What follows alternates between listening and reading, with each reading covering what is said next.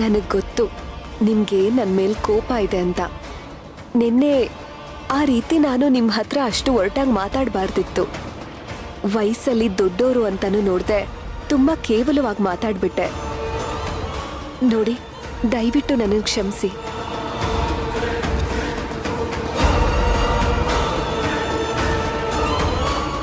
ನಿಮ್ಮಿಂದ ನನಗೊಂದು ವಿಷಯ ಗೊತ್ತಾಗಬೇಕಾಗಿತ್ತು, ಕೇಳಲಾ?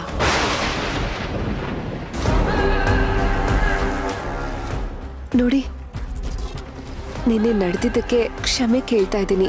ದೊಡ್ಡೋರು ನೀವು, ಕ್ಷಮಿಸ್ಬೇಕಲ್ವಾ? ಸರಿ, ಅದೇನ್ ಕೇಳಬೇಕೋ ಬೇಗ ಕೇಳು. ನೋಡಿ, ಈ ಮನೇಲಿ ದೆವ್ವ ಇದೆ ಅಂತ ನನ್ಗನ್ನಿಸ್ತಿದೆ. ಆದ್ರೆ ಈ ಮನೆಯವ್ರು ಯಾರು ನಂಬ್ತಿಲ್ಲ. ಅದು ಭ್ರಮೆನೋ ನಿಜನೋ ಇಲ್ವೋ ಅದನ್ನ ನೀವೇ ಹೇಳ್ಬೇಕು. ನಾನಾ? ಹೌದು. ಯಶೋದ ಚಿಕ್ಕಿ ಹೇಳ್ತಿದ್ರು, ನೀವ್ ಅದೇನೋ ಮ್ಯಾಜಿಕ್ ವಿದ್ಯೆ ಕಲ್ತಿದ್ದೀರಂತಲ್ಲ, ಅದ್ರಿಂದ ತಾನೇ ಅಜ್ಜಿ ಗುಣ ಆಗಿದ್ದು. ಅದಕ್ಕೆ ಅದಕ್ಕೆ ನನ್ನ ವಿಷಯನೂ ಸ್ವಲ್ಪ ಹೇಳಿ.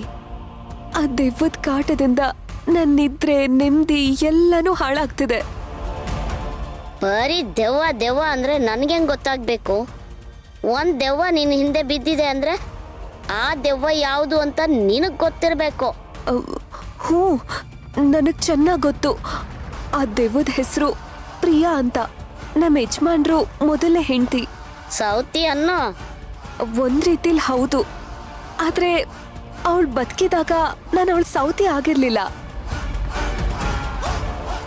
ನೋಡಿ, ಆ ಫೋಟೋದಲ್ಲಿದ್ದಾಳಲ್ಲ, ಅವಳೇ ಪ್ರಿಯಾ.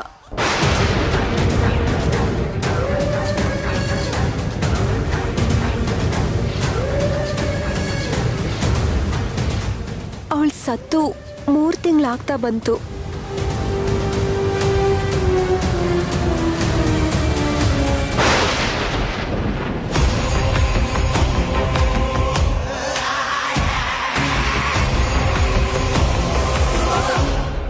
ಹೇಳಿ ಮಾಯಮ್ಮ, ನಾನೇನೋ ಅವಳ ಗಂಡನ ಇಷ್ಟಪಟ್ಟು ಮದ್ವೆ ಆಗ್ಲಿಲ್ಲ.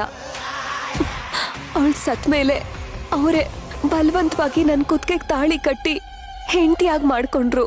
ಇದ್ರಲ್ಲಿ ನನ್ನ ತಪ್ಪೇನಿದೆ ಮಾಯಮ್ಮ?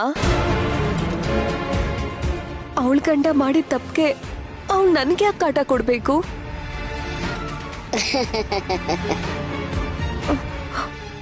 ನೀವ್ ಈ ತರ ನಕ್ಕಿದ್ರೆ ನಾನು ಏನಂತ ಅರ್ಥ ಮಾಡ್ಕೋಬೇಕು?